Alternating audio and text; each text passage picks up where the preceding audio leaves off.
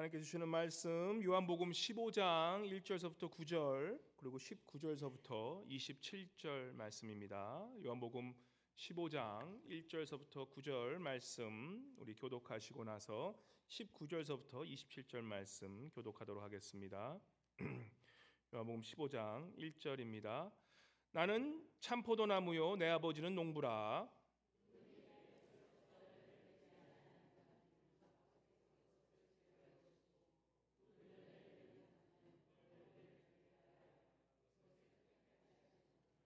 너는 내가 일러준 말로 이미 깨끗하여졌으니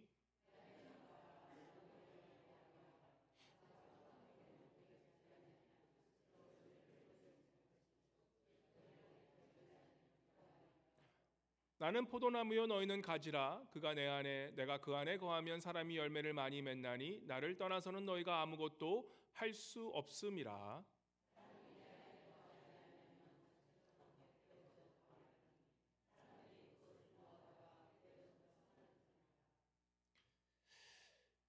너희가 내 안에 거하고 내 말이 너희 안에 거하면 무엇이든지 원하는 대로 구하라. 그리하면 이루리라.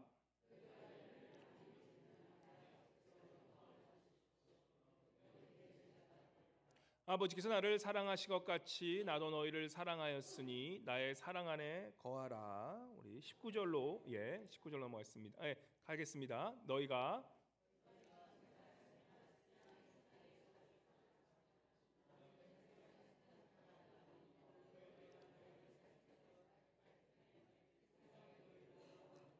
내가 너희에게 종이 주인보다 더 크지 못하다 한 말을 기억하라.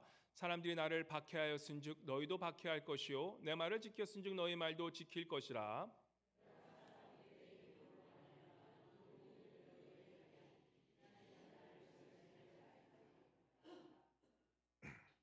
내가 와서 그들에게 말하지 아니하였더라면 죄가 없었으려니와 지금은 그 죄를 핑계할 수 없느니라. 내가 아무도 못한 일을 그들 중에서 하지 아니하였더라면 그들에게 죄가 없었으려니와 지금은 그들이 나와 내 아버지를 보았고 또 미워하였도다.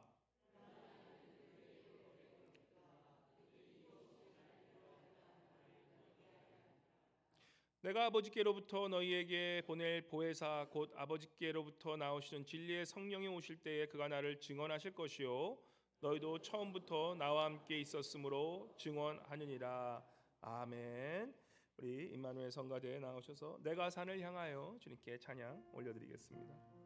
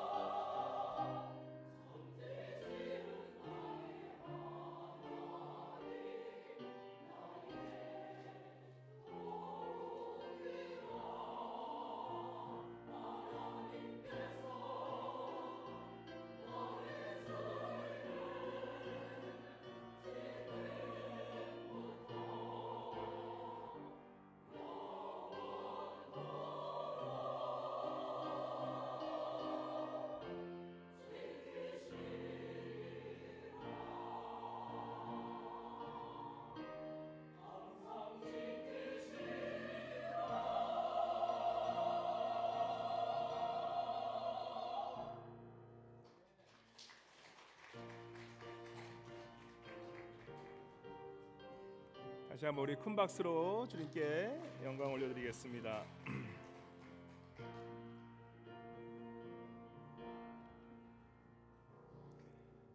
할렐루야. 우리 한번 옆에 분 인사하실 때 오늘 이렇게 인사했으면 좋겠습니다. 당신은 참 귀하신 분입니다 라고 한번 이렇게 인사하겠습니다. 당신이 참 귀하신 분입니다. 우리 좀 한국말로 하면 좀 영어로 하면 또 좀 세련돼요. 그죠? 우리 이렇게 한번 인사해볼까요? 당신은 VVIP입니다 라고 한번 해볼까요? 당신은 VVIP입니다.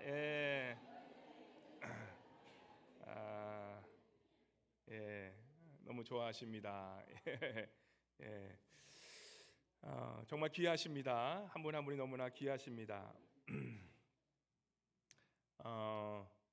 이 2026년도 지금 벌써 셋째 주로 접어들고 있습니다. 그죠?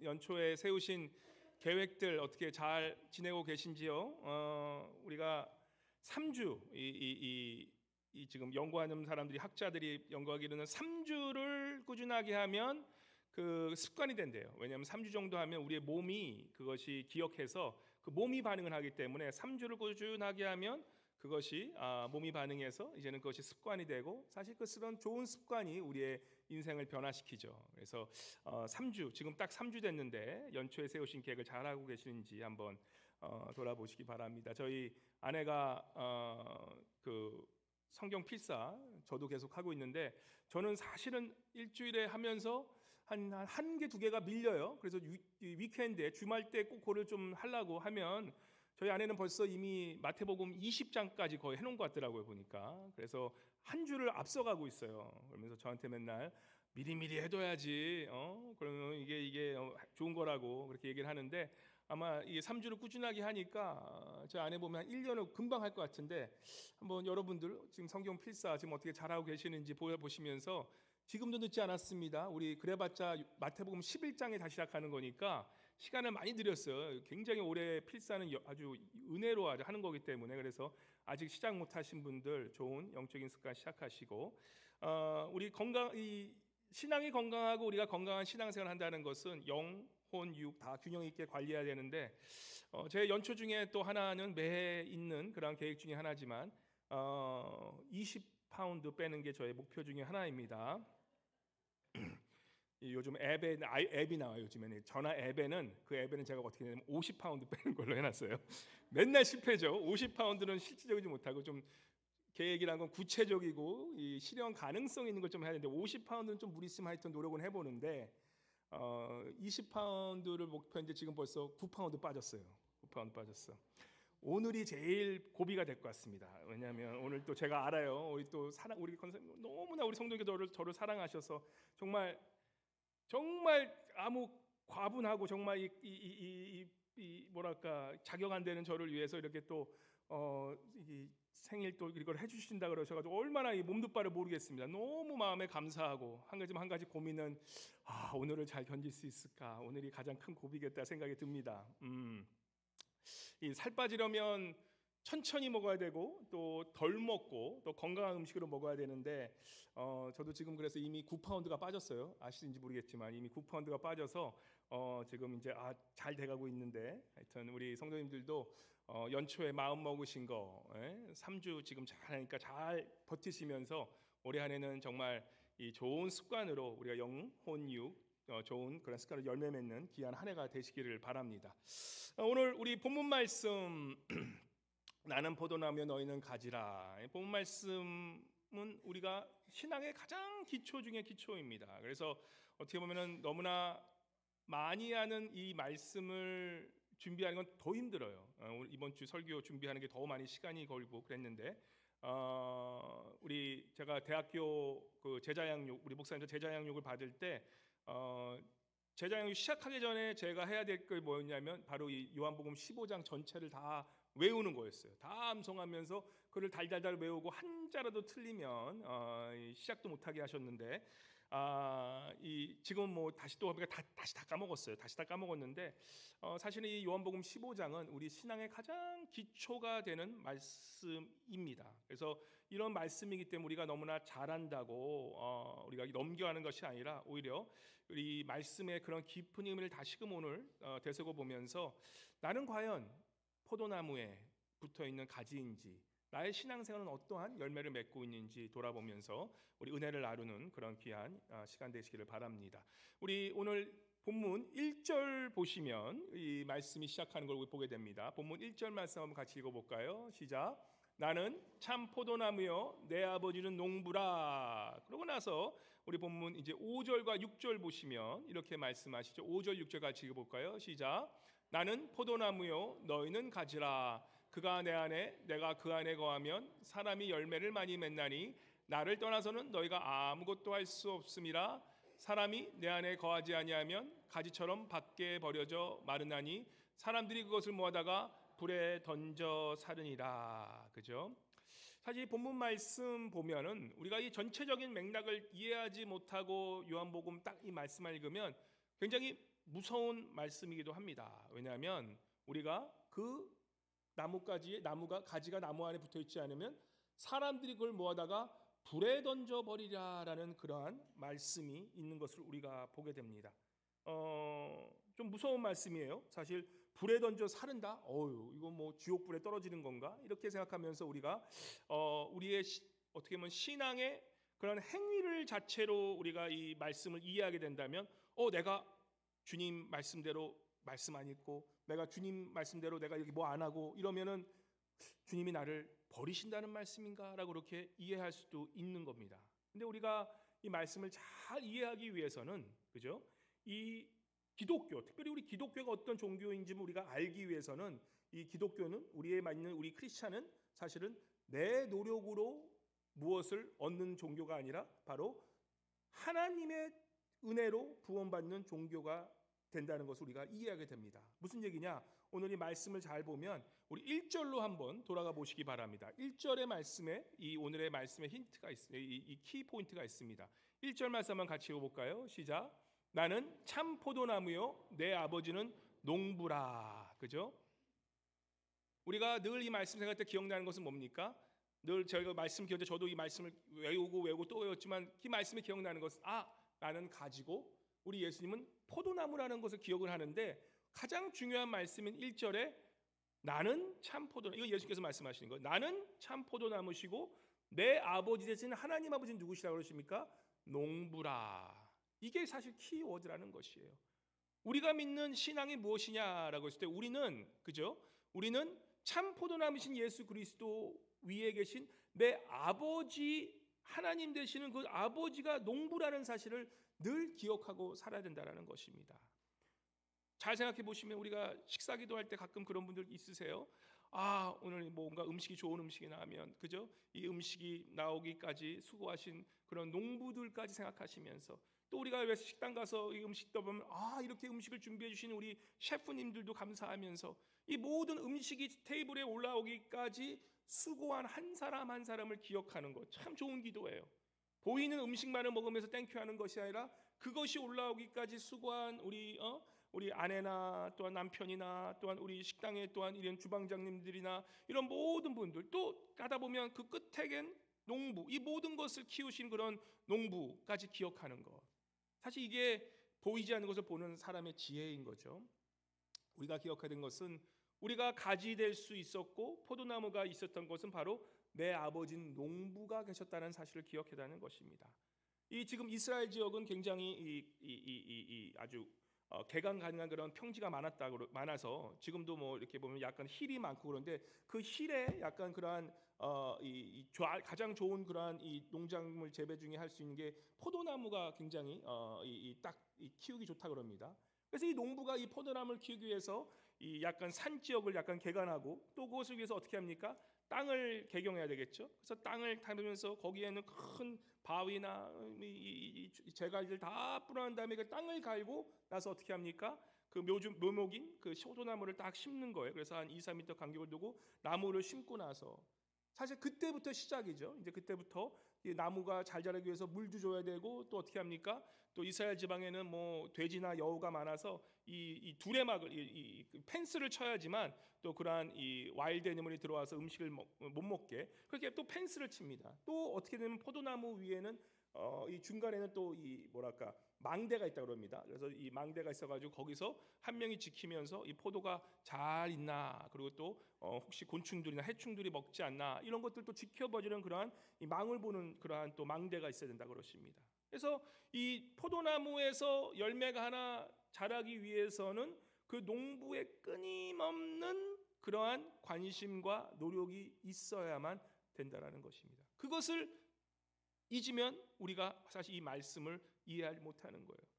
그래서 이 본문 말씀, 내가 참 포도나무, 나는 포도나무 너희는 가지라는 그 말씀 이전에 그 나오는 말씀이 뭐냐면 농부이신 하나님 아버지의 말씀이 나오는 거예요. 그래서 우리 1절 말씀 한번 다시 볼까요? 1절 말씀 다시 읽겠습니다. 시작. 나는 참 포도나무요 내 아버지는 농부라. 그리고 이 말씀의 주체는 뭐냐면 나는 포도면 너희는 가지라. 그래서 가지가 열매를 맺지 못하면 불살이라는 그 말씀의 이전에 있는 말씀은 우리가 생각하기에 내가 엄청 노력해서 내가 이렇게 노력해야지만 이 가지가 이 포도나무에 붙어 있어야지만 내가 불구덩이에 안 떨어지려는 그 말씀의 의미보다는 더 중요한 말씀은 우리가 가지 되는 우리 모습이 우리가 포도나무에 붙어 있기까지 그 모든 과정을 시작하시고 끝내시는 분이 바로 농부 되신 하나님 아버지가 그 뒤에 계시다는 사실을 우리가 깨달아야 된다는 사실입니다. 그래서 우리 믿는 우리 기독교, 우리는 뭡니까? 우리를 위해서 포도나무를 심으신 그 하나님이 계시고, 바로 예수 그리스도 포도나무 예수 그리스도를 보내신 분이 하나님이시고, 또한 그 농부 되시는 그 하나님께서 우리와 함께 하셔서 가지를 맺을 수 있도록 물도 주시고, 가지를 또 치실 땐 치시고, 또 해충을 없애기 위해서 지키시고, 또 이 동물들이 야생동물들이 와서 그 나무를 피해 못하게 해서 그렇게 펜스를 치시고, 그러한 노력하는 농부의 손길이 그 열매 맺을 수 있도록 도와주도록 하시는 분이 계시다는 거예요. 그래서 우리가 믿는 이 신앙은 무엇입니까? 우리는 내 스스로 뭔가 다 했다고 생각하지만, 내 스스로 열매를 맺어서 하나님께 기쁨을 드린다고 생각하지만, 우리가 맺는 열매는 바로 누구 때문에? 농부이신 하나님 아버지께서 공급하셨기 때문에 이 모든 것이 가능하다는 사실입니다. 그래서 우리의 신앙이 무엇이냐 다시 말씀 주시면, 내 노력, 내 힘으로 내가 무슨 구원을 얻는 것이 아니라 우리 뭐예요? 농부이신 하나님 아버지께서 내게 필요한 것을 다 주셨다는 것을 깨닫고 그것에 감사하며 살아가는 인생. 내 모든 삶이 돌아보면 하나님의 은혜, 보이지 않는 하나님의 농부의 손길이 있었다는 것을 깨닫는 것이 바로 우리 신앙의 시작이라는 것입니다. 그래서 우리가 농부인 하나님 아버지를 보는 그 순간, 그것을 깨닫는 그 순간이 사실은 우리 신앙이 이제는 성숙해지고 그 신앙이 이제는 열매 맺는 신앙으로 가는 첫 시작이 된다라는 것입니다. 은혜를 깨달으면 뭐가 됩니까? 우리가 은혜를 깨닫게 되면 우리의 삶이 감사로 변하기 시작합니다. 이번 주에 아내가 묻더라고요. 이제 날씨가 좀 추워지면 우리가 어떤 나쁜 습관이 나옵니까? 궁시렁궁시렁하는 습관이 나와요. 그죠? 겨울 때 잘못 한번 누구 건드리면 확 나오잖아요. 이번 주 굉장히 추우니까 저도 모르는 궁시렁궁시렁이 있었나 봐요. 그래서 아내가 딱 물어보더라고요. 감사의 반대가 뭔지 아냐고. 감사의 반대? 궁시렁궁시렁? 그랬어요. 근데 우리 작은 애한테도 오늘 아침에 오면서 한번 물어봤어요. 야, 감사의 반대가 땡큐의 반대가 뭔지 아냐니까 아이가 뭐라고 그런지 아십니까? 감사의 반대, 땡큐의 반대가 뭐가 같습니까? 땡큐의 반대는 노 땡큐 맞습니다. 노 땡큐. 예, 노 땡큐, 노 땡큐. 예. 감사의 반대 노 땡큐. 한국말로 이게 번역이 됩니다. 감사의 반대는 뭡니까? 불평하는 것이 아니에요. 감사의 반대는 사실 뭐냐면 모든 것을 당연히 생각하는 거예요. 노 땡큐, 땡큐가 없는 거예요. 감사함이 없는 거예요. 그저 내가 한 게 그저 내가 다 했다고 생각하기 때문에 뭐가 잘 안 되면 우리는 뭡니까? 그저 감사 안 하고 모든 걸 당연히 take things for granted. 모든 것이 그냥 당연하다고 해서 내가 지금 여기 와 있는 것이 당연하다고 생각하는 그 자체가 아직까지 하나님의 은혜를 깨닫지 못하였다는 것이에요. 지금 우리가 이렇게 살고 있는 것, 우리가 가지된 인생으로 포도나무에 붙어 있을 수 있는 것, 예배드리며 살 수 있는 것, 비록 좀 힘든 일이 있고 어려움이 있어도 넘어지고 쓰러지고 정말 내가 예상치 않았던 그런 일들이 나의 인생에 찾아온다 하더라도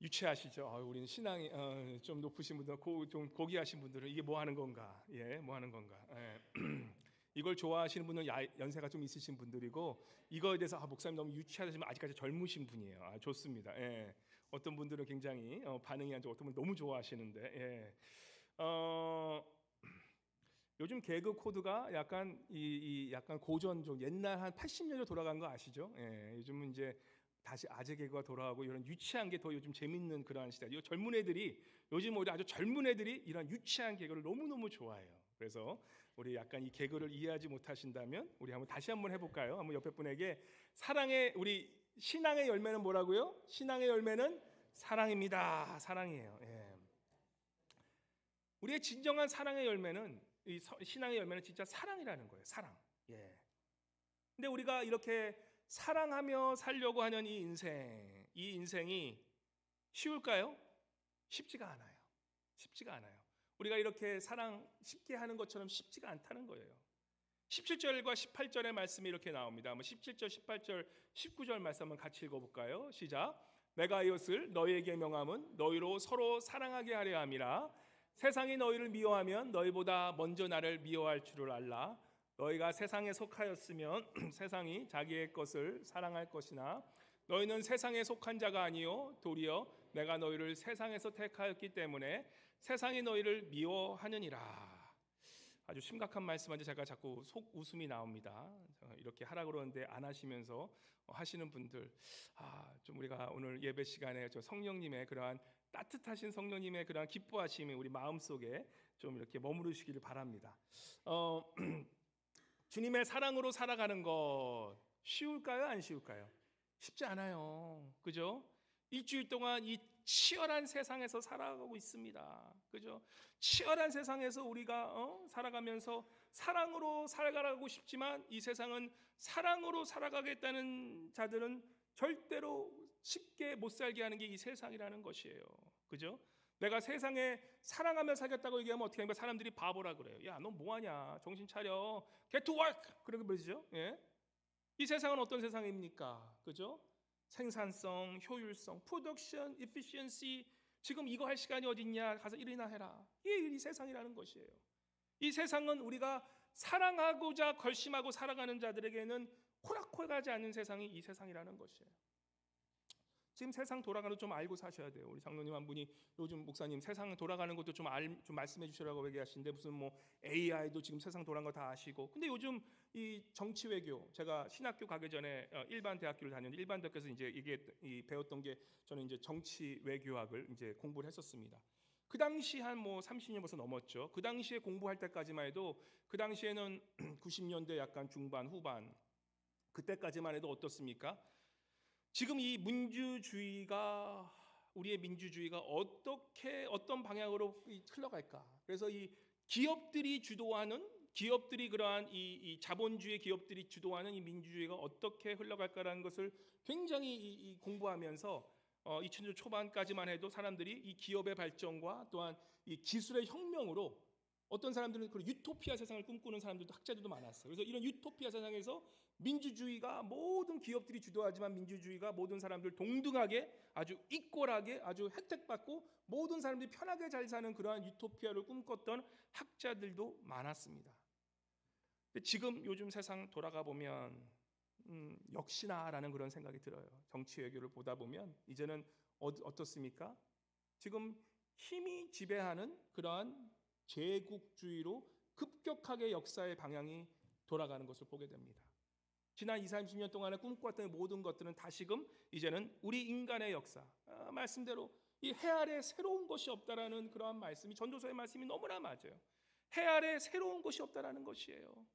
그 새로운 유토피아를 꿈꾸고 새로운 민주주의를 꿈꾸었던 그러한 모든 학자들이 이제는 뭐라고 그럽니까?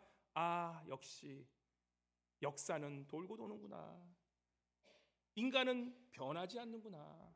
인간의 그러한 죄성이 변하지 않고 역사가 돌고 돌면, 또한 이 역사는 어떻게 합니까? 결국 우리 성경에 나오는, 또 역사에 나오는 이런 인간이 양육강식, 힘이 약한 자를 다스리는 바로 이러한 세상, 바로 제국주의가 또다시 지금 이 머리를 쳐들면서 지금 이 모든 외교를 다 지배하고 있는 것을 보게 됩니다. 그래서 이 세상은 뭡니까? 결국 힘이 지배하고 돈이 지배하는 그런 시대로 계속해서 가고 있는 그러한 모습을 보게 됩니다. 그러한 세상에 살아가고 있는 우리가 사랑이란 을 가지고 나가 보세요. 웃죠. 사람이 웃죠. 그렇지만 우리가 기억해야 되는 것은 하나님께서는 이 세상 우주 만물을 창조한 하나님께서는 우리를 평가하실 때 과연 나의 인생이 얼마나 그러한 사랑으로 살았냐를 기억하시면서 우리를 평가하시는 것을 우리가 기억해야 된다는 것입니다. 우리가 비즈니스를 하면서 우리가 손해가 날 수도 있고 비즈니스가 힘들어질 수도 있고 하지만 기억해야 할 것은 우리의 살아가는 삶의 목적, 크리스찬의 비즈니스맨으로 살아간다는 그 삶의 목적은 비즈니스에서 성공해서 돈 버는 것이 우리의 최종 목적이 되면 안 되는 것이에요. 우리에게 더 중요한 성공은 무엇입니까? 그 번 걸로 과연 어떻게 하면 나누며 사랑을 실천하며 살겠느냐가 우리에게 가장 중요한 성공의 잣대가 된다라는 것입니다. 어떤 분은 이런 말씀하면 목사님 좀 너무나 이렇게 아이디어란 말씀을 하시네. 돈 먼저 벌어야지 열심히 해서 돈 먼저 벌어야지 뭐 그럼 그렇게 할 수도 있지라고 말씀할 수 있겠지만 우리가 주님께서 우리에게 원하시는 그 삶의 목적은 돈 버는 그것이 목적이 아니라 사랑하며 사는 것이 목적을 다시 한번 생각한다면 우리가 하는 모든 일에서 내가 하는 비즈니스와 내가 그것이 잘 되고 안 되금을 떠나서 잘 될 수도 있고 안 될 수도 있지만 그것을 떠나서 우리가 과연 내가 하는 그 일을 통해서 과연 주님의 사랑을 나누고 있는지 안 나누고 있는지가 우리의 성공을 좌우한다는 것입니다. 내가 어떻게 하면 돈 벌어 성공해서 주님께 좀 더 드릴까? 사실 이 질문은 미안하지만 주님께서는 그리 기뻐하신 질문은 아니라는 것입니다. 많은 경우 보면 돈 잘 벌고 그러면 갑자기 하나님을 떠나는 분들 많으세요. 그게 우리 인간의 모습이에요. 기도 잘해야 돼요. 내가 돈만 벌어주세요 했다가 그것이 오히려 하나님의 복을 걷어차는 그러한 신앙이 될 수 있기 때문에 우리가 잘 기도하는 것은 뭡니까? 내가 받은 번으로 내가 정말 어떻게 사랑을 실천할지를 그것을 먼저 구하며 기도하는 그 말씀이 결국 우리가 하나님이 말씀하신 너의 먼저 그의 나라와 그의 의를 구하라. 그러면 먼저 더하시는 그 말씀이기 때문에 우리가 이 세상에서 세상의 가치관과 치열하게 살아가는 우리의 성도님들 우리가 늘 기억해야 하는 것은 뭡니까? 우리는 그러한 치열한 세상 속에서도 내가 정말 주님의 그 사랑을 나누는 것을 나의 최종 목적으로 삼겠다는 그러한 마음으로 이 세상을 이기고 살아가시는 우리 성도님 모두 되시기를 주님으로 간절히 축원합니다. 그러고 나서 주님께서 그러면 그러한 세상에 살아가는 우리가 사랑으로 어떻게 하면 성공하고 살아가냐 그 비결까지도 우리에게 말씀해 주셔요. 이러한 효율성과 생산성과 또한 이 돈이 목적인 이러한 세상 속에 살아가면서 과연 우리가 어떻게 하면 열매를 맺고 살아가냐 그 말씀의 그 답이 4절과 5절에 나오는 거예요. 4절과 5절 말씀 다시 한번 같이 읽도록 하겠습니다. 4절과 5절입니다. 시작. 내 안에 거하라 나도 너희 안에 거하리라. 가지가 포도나무에 붙어있지 아니하면 스스로 열매를 맺을 수 없음 같이 너희도 내 안에 있지 아니하면 그러하리라. 나는 포도나무요 너희는 가지라. 그가 내 안에 내가 그 안에 거하면 사람이 열매를 많이 맺나니 나를 떠나서는 너희가 아무것도 할 수 없음이라. 그죠? 여기에 가장 중요한 말씀. 우리가 이러한 세상 가치 속에서 살아가는 우리가 어떻게 하면 그 사랑을 나누냐? 세상의 완전 반대의 가치관이 되는 이 사랑을 어떻게 실천하고 살아가냐는 그 비밀이 바로 4절 말씀. 내 안에 거하라. 나도 너희 안에 거하리라. 이 말씀인 것입니다. 여기에 말씀하는 거하라라는 뜻은 이 거하라는 뜻은 이 헬라어로 보면 메노라는 뜻이에요. 메노라는 뜻이 뭐냐면 머무르다, 거하다, 지속하다. 더 많은 뜻은 뭐냐면 인격적인 관계 속에서 상호 내주한다는 그런 의미가 이 메노라는 뜻입니다. 사실 이 말씀이 우리 한국말로 거하라 하면 조금 그렇지만 우리가 거하라는 말 잘 안 쓰죠. 우리가 영어로는 아주 잘 돼 있는 게 영어로는 뭐라고 하냐면 dwell이라고. dwell.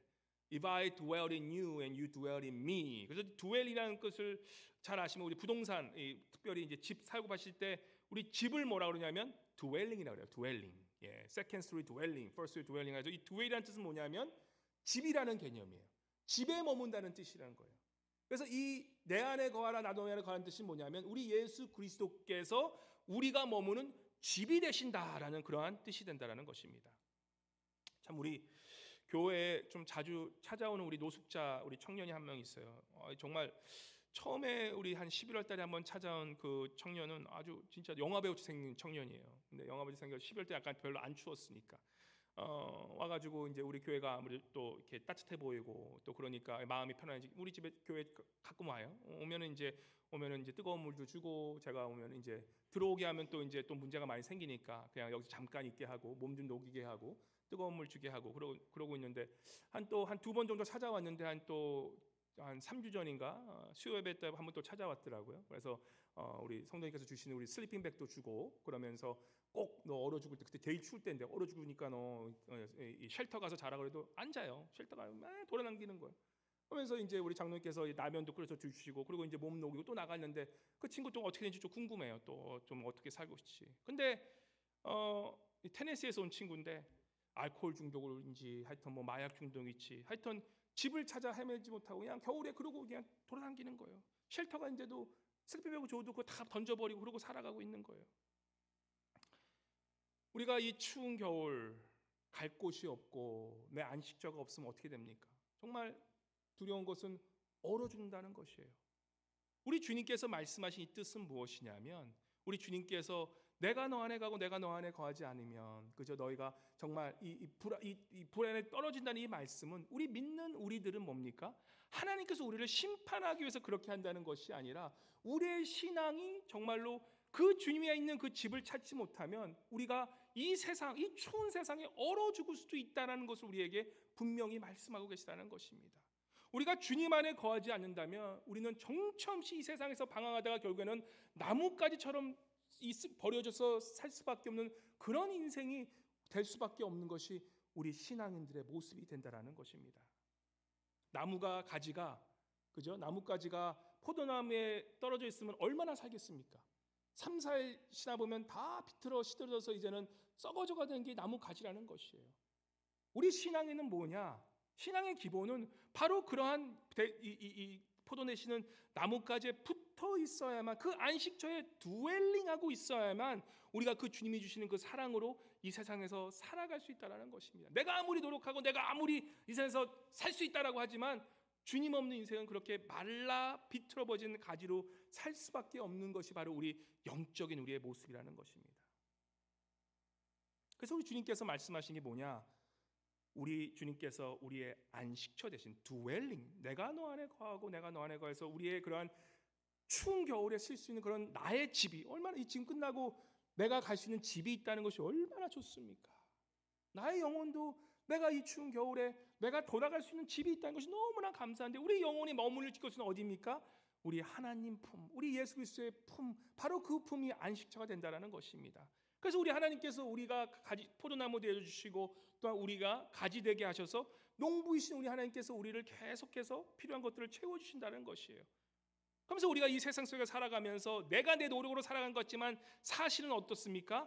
바로 그 농부신 하나님께서 나를 지속적으로 우리를 모든 것을 필요로 채워 주시는 그런 하나님이시기 때문에 하나님께서 약속하시는 거예요. 우리에게 내가 이 세상에서 사랑으로만 살 수 없는 우리에게 약속하신 것은 어떤 말씀이냐? 9절에 말씀하십니다. 9절 말씀 한번 같이 읽어볼까요? 우리 15장 9절입니다. 시작. 아버지께서 나를 사랑하신 것 같이 나도 너희를 사랑하였으니 나의 사랑 안에 거하라. 이게 무슨 말씀입니까? 도저히 내 노력, 내 힘의 사랑으로는 사랑할 수가 없기 때문에 내가 사랑해주 결단하고 나가보세요. 한 번에 그냥 거절당하는 게 우리의 사랑의 모습입니다. 근데 내가 주는 사랑이 아니라, 내가 할 수 있는 내 노력의 사랑이 아니라 어떻습니까? 16절에 이렇게 말씀하십니다. 16절 말씀 한번 같이 읽어볼까요? 시작. 너희가 나를 택한 것이 아니요 내가 너희를 택하여 세웠나니 이는 너희로 가서 열매를 맺게 하고 또 너희 열매가 항상 있게 하여 내 이름으로 아버지께 무엇을 거지 다 받게 하렵니다. 무슨 말씀입니까? 너희가 나를 택한 것이 아니라 내가 너희를 선택해서 사랑의 가지로 만드셨다라는 것이에요. 이게 너무너무나 중요하다는 것입니다. 우리 모두는 내가 예수님을 믿기가 내 노력으로, 또 예수님을 믿고 신앙으로 산다는 것이 내 노력으로 된다라고 생각하지만 절대 그게 아니라는 것이에요. 내가 먼저 너를 사랑하여서 너가 나를 사랑하게 되었고, 내가 먼저 너를 택하여서 너가 이제는 신앙으로 살아갈 수 있게 된다라는 것입니다. 어떤 분들은 참 미안하지만 신앙생활 오래 하셨던 분들도 그런 분들이 계세요. 내가 조금 더 하나님께 열심을 더해가지고 그것이 참된 하나님의 사랑을 받았기 때문에 그것을 드리는 것이 아니라 열심히 노력해서 어떤 걸 원합니까? 하나님이 나를 더 사랑해 주시겠지, 사람들이 나를 더 인정해 주겠지. 우리가 사랑 결핍증이죠. 어렸을 때부터 어렸을 때 정말 인정을 많이 못 받고 이 사랑을 많이 못 받은 그러한 우리의 그러한 다 그렇게 살지 않았습니까? 우리 어렸을 때. 그래서 우리 특별히 우리 이민자들, 우리 같은 경우는 어떻습니까? 조금 더 인정받고 조금 더 사람들이 나를 좀 알아주는 그러한 우리의 마음에 있다는 거예요. 뭐 이게 사실 우리뿐만 아니라 다 인간은 똑같아요. 인간은. 근데 우리 신앙인이 알아야 되는 것은 무엇입니까? 우리 신앙인은 우리가 주님을 위해 섬기고 이 하는 모든 것들이, 그죠? 내가 주님 앞에 더 사랑을 얻어내려는 것이 아니라 이미 우리 주님께서 뭐라고 하십니까? 내가 너를 사랑하였고 내가 이미 너를 택하였기 때문에, 내가 하는 모든 그 사랑의 행위들은 뭡니까? 주님이 나를 그것을 인정해 주신 것이 아니라 이미 나에게 부르시고 나를 사랑하시고 나를 택하신 그 주님이 나에게 이미 엄청난 사랑으로 나를 감싸했기 때문에, 그리고 그 농부신 하나님께서 나를 이미 그 사랑 안에서 머물게 하시기 때문에 우리가 주님 안에서 나의 행위와 나의 행동으로서 주님께 땡큐 하는 그 행위로 우리가 주님께 보답하는 것입니다. 한번 생각해 보십시오. 오늘 이 말씀대로 우리가 전에 알던 그 말씀대로, 나는 이 말씀 처음 느낄 때 그렇게 느꼈어요. 내가 하나님에서 조금 더 많이 안 하면 하나님께서 나를 나뭇가지를 불태워 버린다는데 내가 주님 앞에 좀 더 열심히 해야지, 좀 더 해가지고 내가 주님께 더 사랑받아야지. 그러한 신앙으로 우리가 많이 살아가고 있지 않습니까? 근데 이 주님의 말씀을 잘 본다면 사실은 하나님께서 하신 이 말씀이 내가 뭔가를 해서 내가 뭔가를 안 해서 무서운 불똥에 떨어지는 그런 하나님이 아시라는 거예요. 1절에 뭐라 합니까? 하나님은 농부시라는 거예요. 가지가 가지 될 수 있는 건 누구 때문에? 농부가 그 나무를 심었고 포도나무가 있기 때문에 가지가 가지 되는 건데, 우리는 가지된 입장에서 내가 다 하고 있다고 착각하고 살아가는 거예요. 가지는 그저 농부가 계시고 포도나무가 있기 때문에 열매를 맺을 수 있는 것이지, 그 다른 것도 그 이상도 그 이하가 아니라는 것을 깨닫는다면 그 주님의 사랑이 얼마나 큰지, 내가 열매 맺는 그 삶조차도 내가 하는 것 같지만 농부신 하나님이 계시기 때문에 그것이 가능한 것을 깨닫게 된다는 것입니다.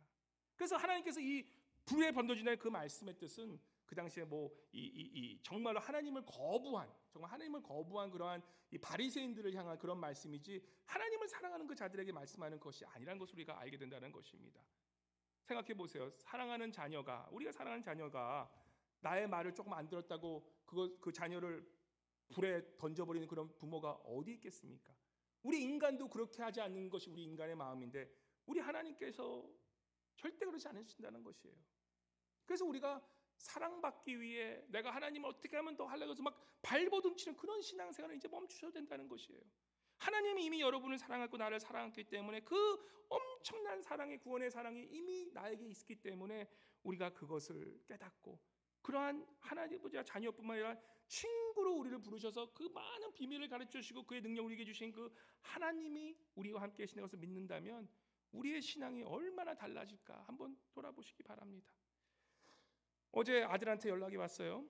이제 저 뉴욕 간 아들이 이제 그 학교로 가서 거기서 이제 있는데 아마 그 동부에서 아마 그 워싱턴 DC를 가야 된대요.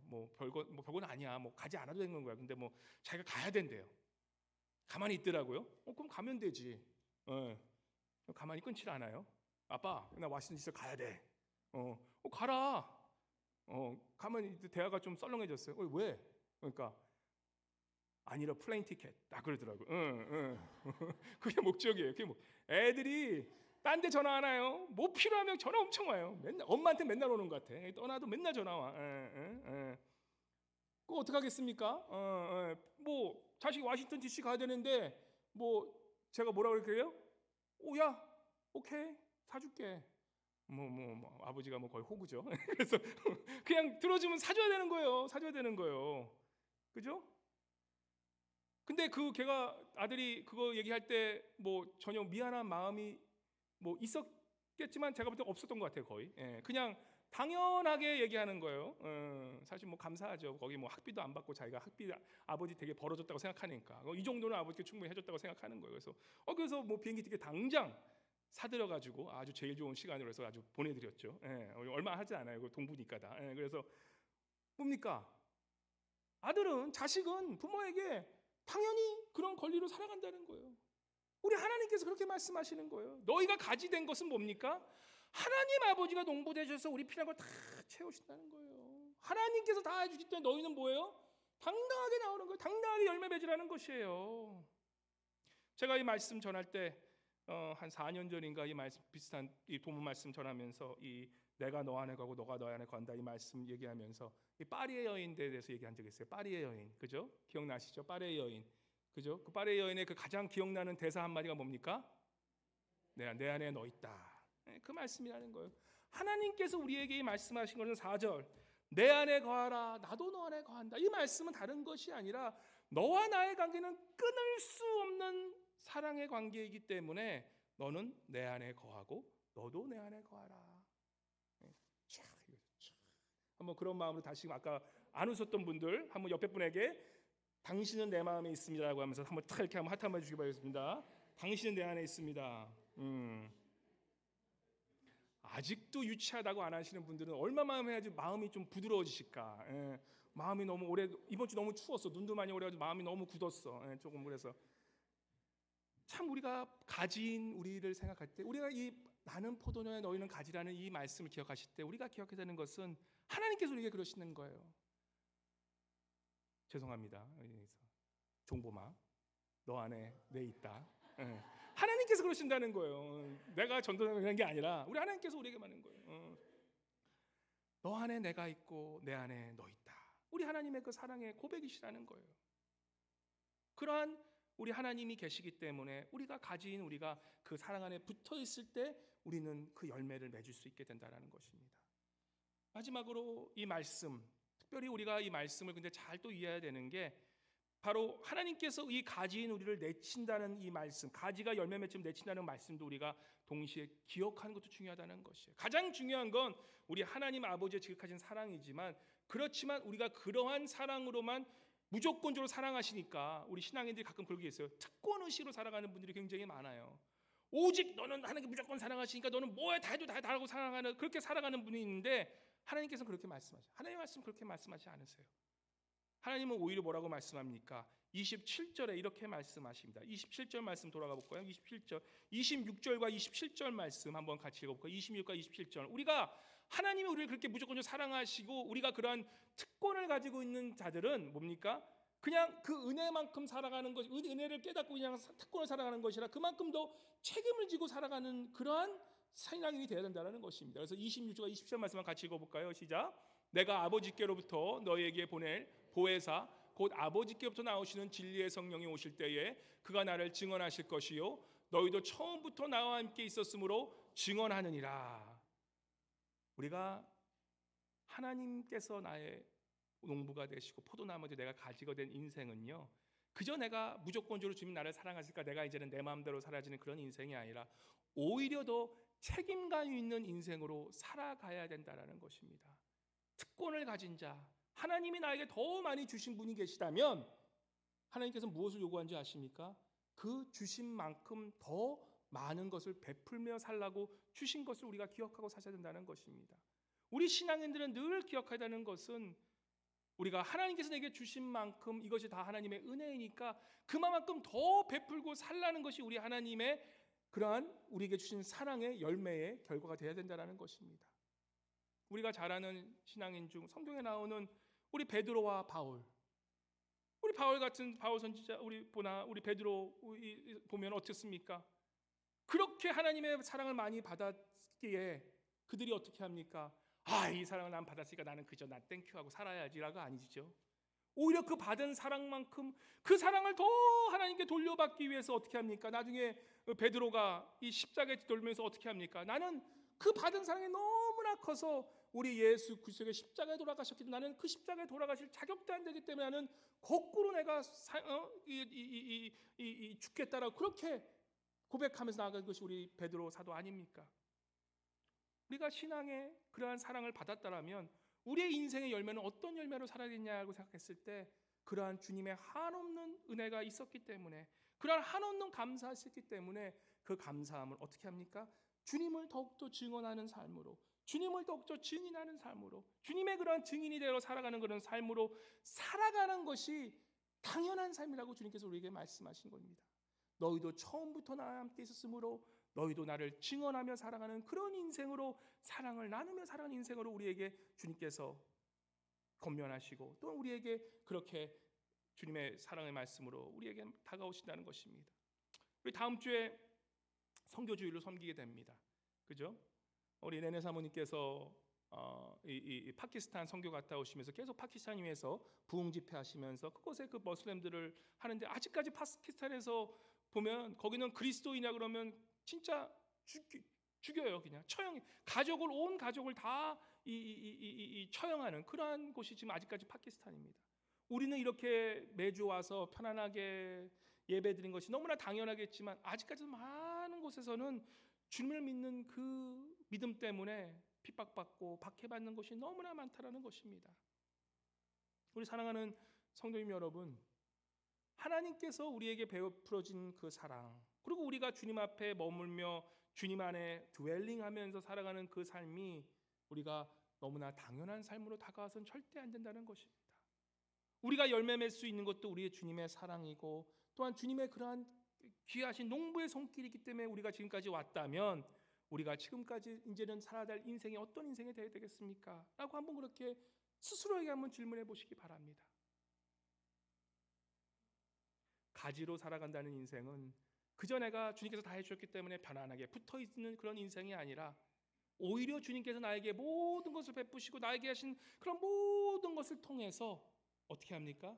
주님이 주신 그 사랑의 열매를 내 삶에서 먼저 맺고, 또한 그 사랑의 열매를 맺음으로 다른 모든 사람들에게 주님의 그런 단맛을 전해주는, 그래서 다른 모르는 주님의 그런 사람들에게 주님께 접붙일 수 있도록 그렇게 내가 중간 역할을 해주는 그러한 사랑으로 살아가는 그 모습, 바로 그것이 가지로 사는 인생이요, 포도나무에 붙어있는 인생이요, 포도나무에 거하고 살아가고 나의 인생에 주님이 주시는 그런 예수 하나님의 그런 손길이 있다는 것을 깨닫고 살아가는 은혜의 삶이 되어진다는 것입니다.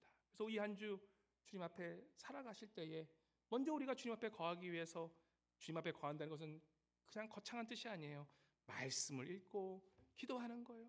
그 말씀을 통해서 우리는 다시 한번 말씀의 그러한 생명의 공급을 받습니다. 그 말씀을 읽고 나서 어떻게 합니까? 그 주님의 사랑을 전하기 위해서, 오늘도 그러한 접붙임을 하기 위해서 다른에게 그 그리스도의 사랑을 전파하고 살아가는 귀한 한 주 되시기를 말씀 기억하면서, 나는 포도나무요 너희는 가지라, 이 말씀 기억하시면서 그러한 사랑의 열매를 많이 맺고 사시는 우리 사랑하는 알라스카 동양선교 성도님 모두 되시기를 주님의 은혜로 간절히 축원합니다.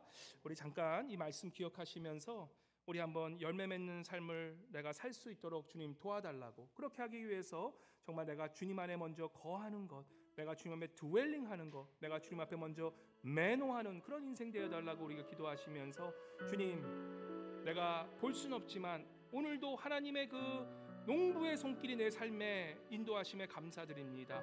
주님 모든 것을 내가 할 수 있도록 모든 것을 공급해 주신 거 하나님의 손길을 우리가 느끼면서, 또한 나에게 오늘도 생명을 주신 그 포도나무를 알게 하면서 오늘 내가 그 가지로서 주님이 원하시는 그 사랑의 열매를, 이 정말 어두운 세상에 그런 사랑의 열매를 맺고 사는 그러한 우리의 인생 되어달라고 주님께 기도하며 나아가기도 원합니다. 기도하고 나아가겠습니다.